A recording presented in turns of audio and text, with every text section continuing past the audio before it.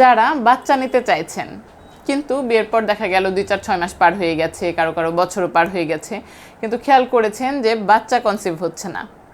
এমন সময় হয়তো আশেপাশের কেউ এসে বলেছেন যে ট্রিটমেন্ট করাও, অমুকের তো ট্রিটমেন্ট করানোর পরে সুন্দর বাচ্চা চলে আসলো, তুমিও ট্রিটমেন্ট করাও। তো এই পরিস্থিতিতে সাধারণত কাপলরা একটা ভুল করে থাকেন, যেটার ফলে কিন্তু বাচ্চা কনসিভ হওয়ার হার আরও কমে যায়। এই ব্যাপারটিতে আজকে কথা বলবো। আমরা যারা চিকিৎসক আছি তারা কিন্তু মোটামুটি কাছাকাছি রোগীর জন্য কাছাকাছি ট্রিটমেন্টই দিয়ে থাকি। মোটামুটি একই ধরনের কিছু ট্রিটমেন্ট প্রোটোকল আছে, আসলে কিছু ধাপে ধাপে আমরা অনেক সময় আগাই। প্রথম অবস্থায় হয়তো ডক্টর আপনাকে কিছু লাইফস্টাইল মডিফাই করতে বলবেন, সামান্য কিছু ওষুধ হয়তো দিবেন। এতে যদি বাচ্চা কনসিভ হয়ে যায় তাহলে তো আলহামদুলিল্লাহ, আর যদি না হয় তখন কিন্তু ডক্টর প্ল্যান করে থাকেন পরবর্তী স্টেপে যাওয়ার। ব্যাপারগুলো অনেকটা সিঁড়ির মতো। প্রথম সিঁড়িতে আপনি গেলেন, কাজ না হলে দ্বিতীয় সিঁড়িতে, তারপরেও কাজ না হলে তৃতীয় সিঁড়িতে যেতে হবে। ধাপগুলো কিন্তু মোটামুটি কাছাকাছি।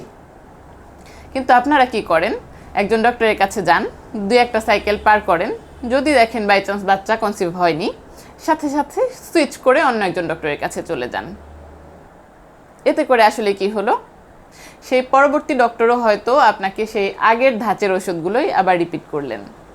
এতে করে আপনার হয়তো পরবর্তী 2-1টা সাইকেল আবার মিস হয়ে গেল, আপনি কনসিভ করলেন না।